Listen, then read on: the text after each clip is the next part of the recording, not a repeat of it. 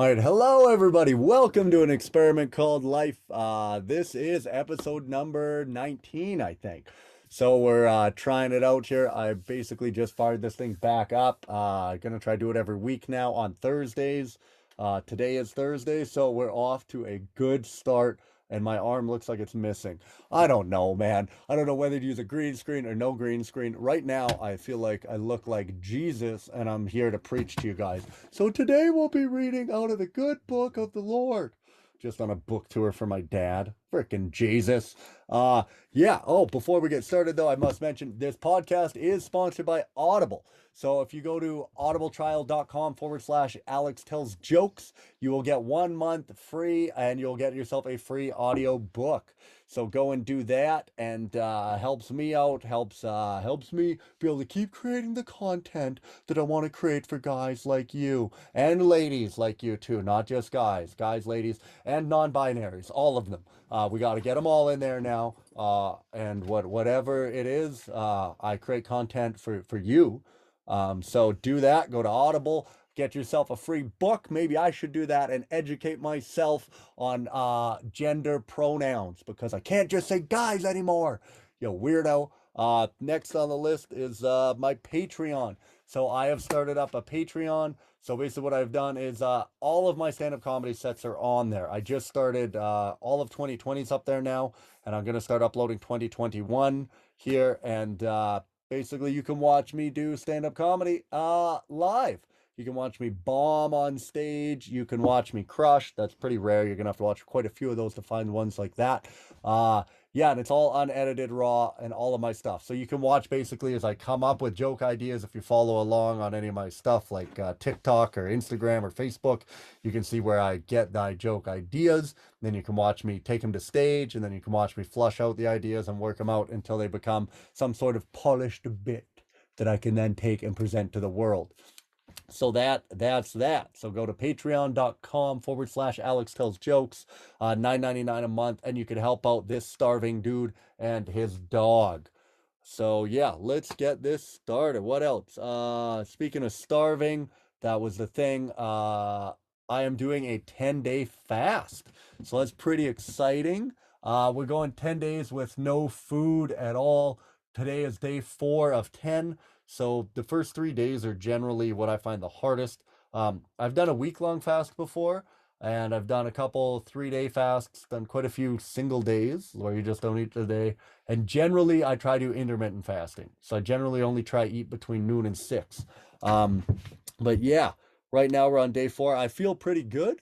I'm feeling the mental clarity that people talk about seems to be definitely coming through right now, because I can clearly see that my comedy career is not going well. So that's good. The other things that I notice are the hunger seems to be suppressed. I don't feel as hungry as I was the other days, and I feel clear, like my skin is clearing up.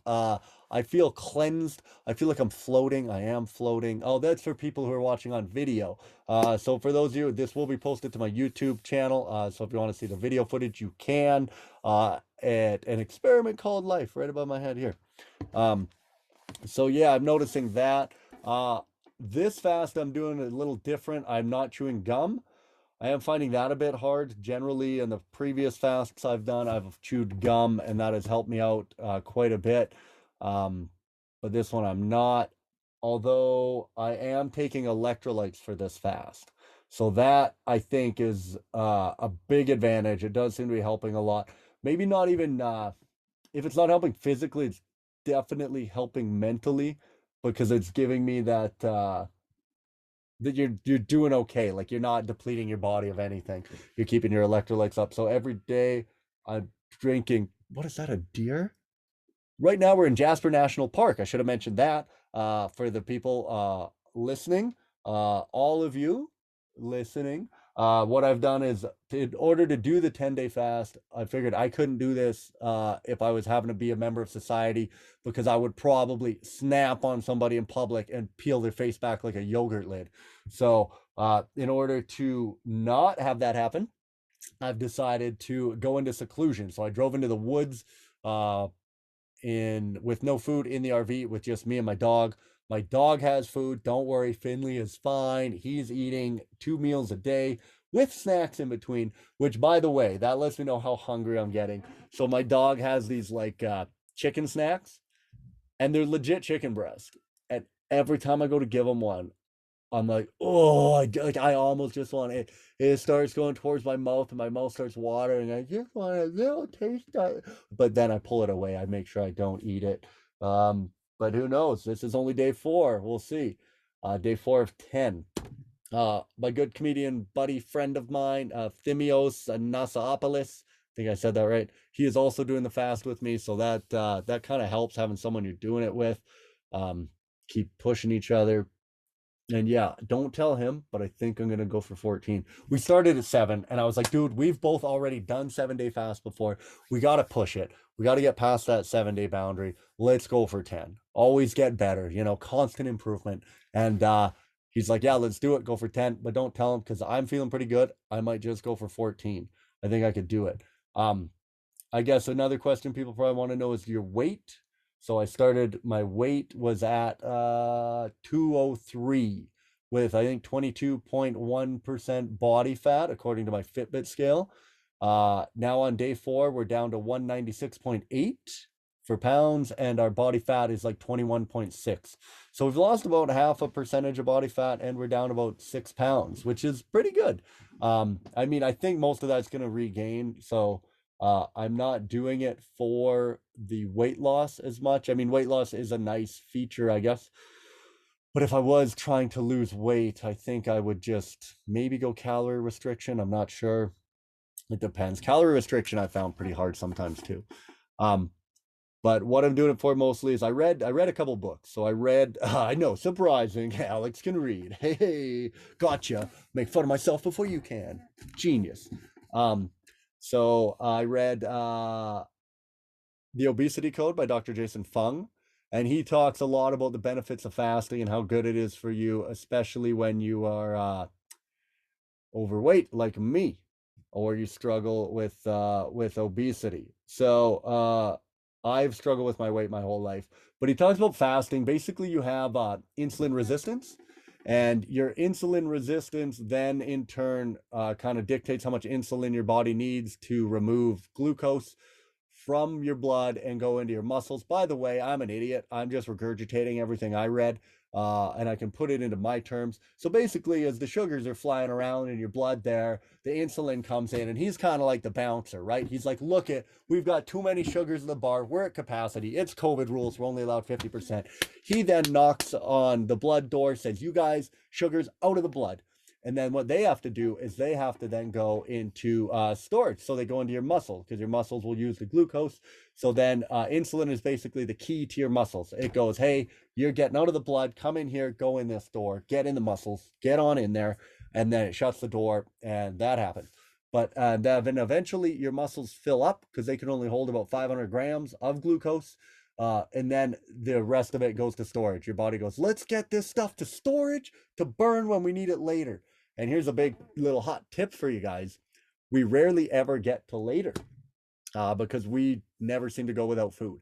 So we get these fat stores, and we're always just eating and eating, and we're never actually tapping into the fat stores.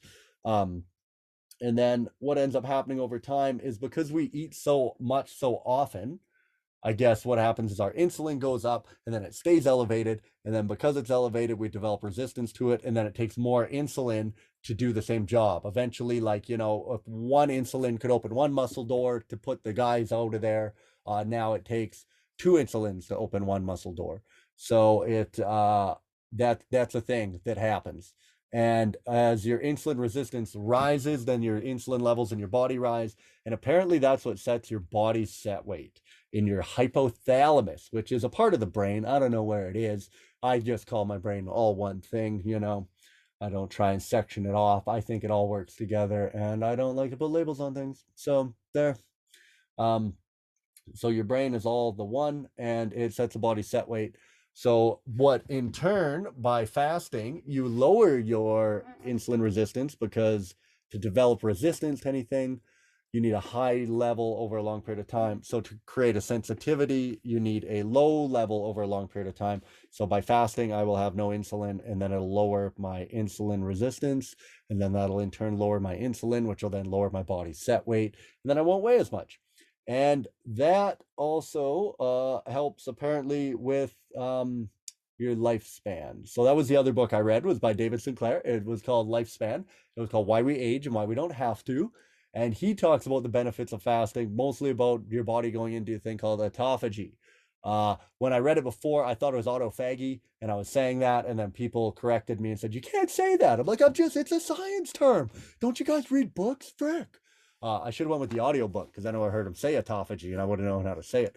But basically, autophagy, my understanding is that it's when your sirtuins, which are like your little worker cells, they go around, do all the work.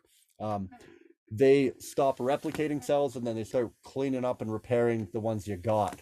So they clean out all of your dead cells, also known as senescent cells. And those cells apparently are the ones that allow inflammation. They cause inflammation in all the cells around them. And as we age, we build more and more senescent cells, and then we eventually get disease, and it allows disease to get in there. So by not eating, I'm putting my body in autophagy, and then my sirtuins are going out and cleaning the place out. They're going around with their hammer and nails. They're plumbing things up. They're putting fresh paint on stuff. We are going to be looking sharp soon. They're cleaning the whole place up. I really, really owe it to them.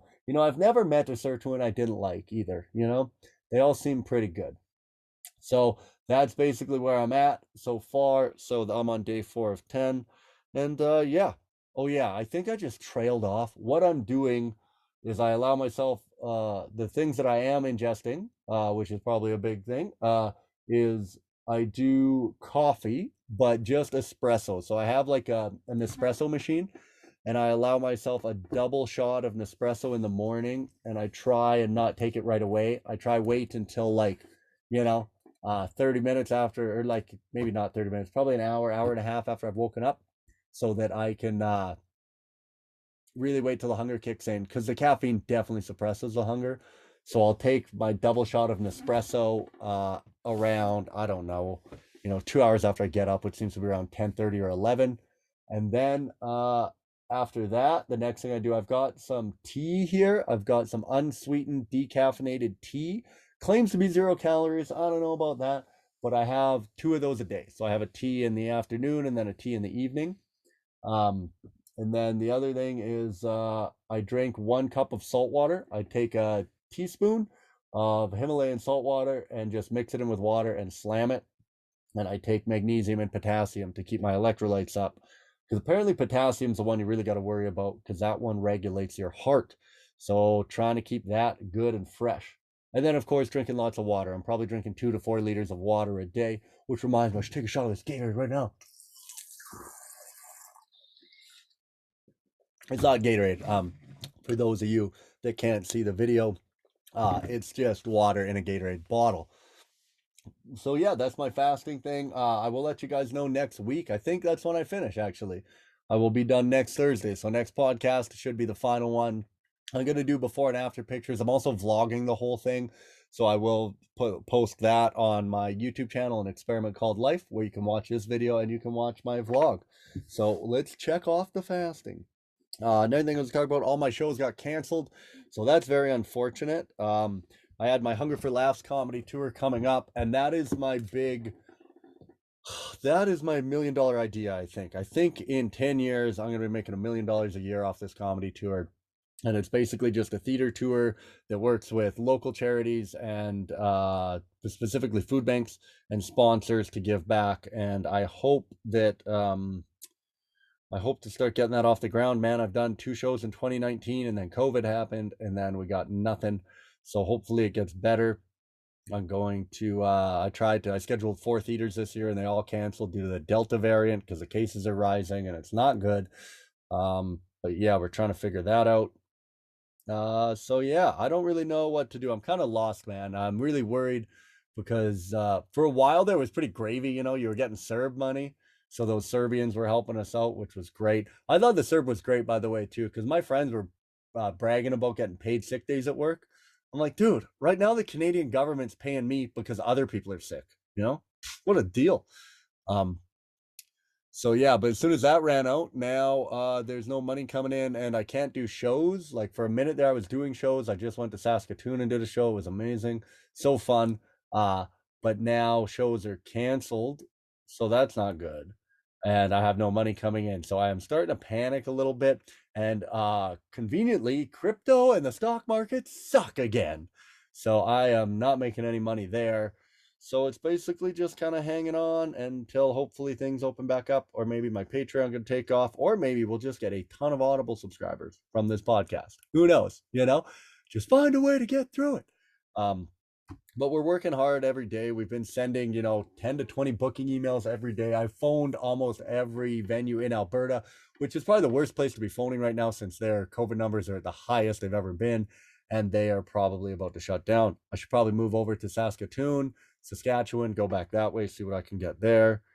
Yeah, so anyway, that's where I'm at there. I basically started this podcast back up again. I want to talk about because I'm not creating what I want through stand up.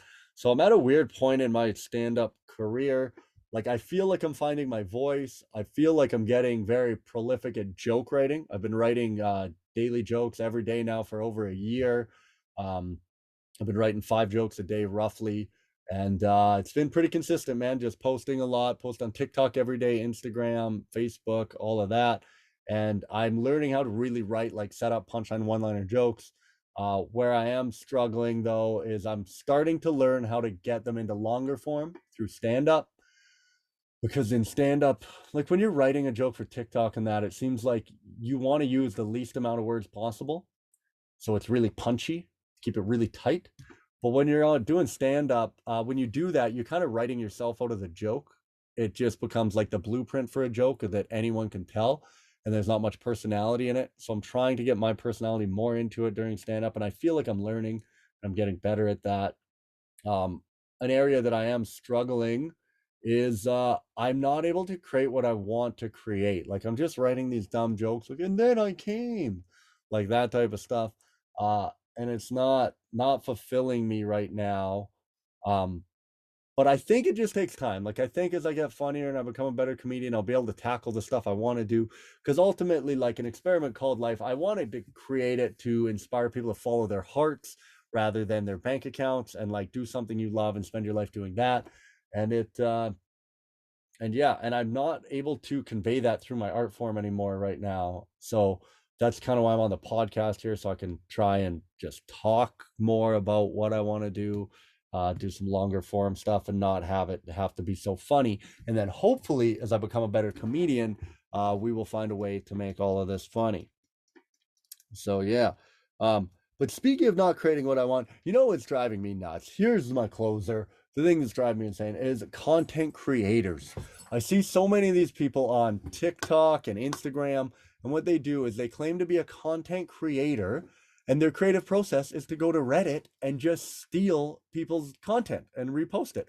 So they just steal people's jokes. They go to Reddit, take dad jokes, and then just post them as their own. And there's like, you think like, oh, how many people are doing this? Like tens, hundreds, thousands. There's thousands of them. There's a million of them out there, and they're just stealing other people's stuff, and then they're taking the credit for it. And people are like, wow, good joke. You're so funny. And you're like, but you didn't come up. That is not your joke. You didn't come up with that. Like you stole that from someone. I don't know. It would be like if I acted like I built the car. Like if I drove around in a Ferrari, and then people are like, wow, it's a nice car. And I'm like, yeah, thanks. I made it myself. It's ridiculous. And then like they seem to just be famous for being famous. And this did sound pretty bitter, just because my shit's not doing well. But it probably bugs me so much because I write every day. Like I spend so much time every day trying to create content. Like I'm doing a podcast for you guys, doing the vlog, I'm writing jokes, I'm doing stand-up. I'm constantly doing stuff. And then you see these other people who are just taking other people's shit, and they're being rewarded for it with large followings online, and then they don't actually create anything themselves. So I don't know how you call yourself a content creator, and it's very frustrating. But whenever I start worrying about that too much, I always just go back into like my meditation zone where I think like, dude, quit worrying about what other people are doing, just do what you want to do. and hopefully it'll be will come around eventually, or you'll start getting somewhere. I mean, just keep kicking at the door, axing at the wall till it breaks down, right? But I don't know, like I'm so unhappy with all of my dick jokes that I've been writing lately, because it's just like dumb hacky shit, and I want to like get better and try write like some good meaningful stuff that really shows like not just who I am, but like what I believe in, my morals, and to inspire people and do all of that lame stuff that you do. So I'm trying to get want to do all of that. um and it eats away at me that I can't do it, but it makes me want to be better and write harder. And so what you gotta do is write hard. That's why I take Viagra every day, so I can write hard. And then yeah, I want to do that. But that's how I don't know these content creators. Like, how do you sleep at night taking all this praise for stuff that you never came up with? Who knows, but maybe I'm just the old guy who's like, you have to be original, when you don't. People don't care. No one cares who came up with it. They just care who said it. And also, if you're an attractive human, that'll probably help. Like, if I could just get these freaking abs in here. That's why I'm fasting. I lied to you guys about it all. I'm fasting to get abs so I can start an OnlyFans, so I can start making money, and then I can start telling jokes topless. That's the whole business plan.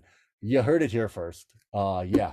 Anyway, that's going to wrap up this episode of An Experiment Called Life. Thank you guys so much for listening. I'm going to try get back at doing this. I'm going to maybe try get some interesting guests on here. Some of my comedian buddies. We'll get them on. We could maybe even get Levi McCatchen, who just dropped his album recently. That'd be cool. Maybe line him up for next Thursday. And yeah, I will let you guys go. I'm in Jasper right now. I'll be heading to Banff. And check out my vlog. Go to my Patreon. Don't forget, go to audible.com, audibletrial.com/Alex Tells Jokes. And check that out. Get yourself a free audio book. And yeah, all my stuff is on alextellsjokes.com. Check it out. I love you guys. I missed you. And we're going to be vlogging again and doing this. So take care. I will see you guys later.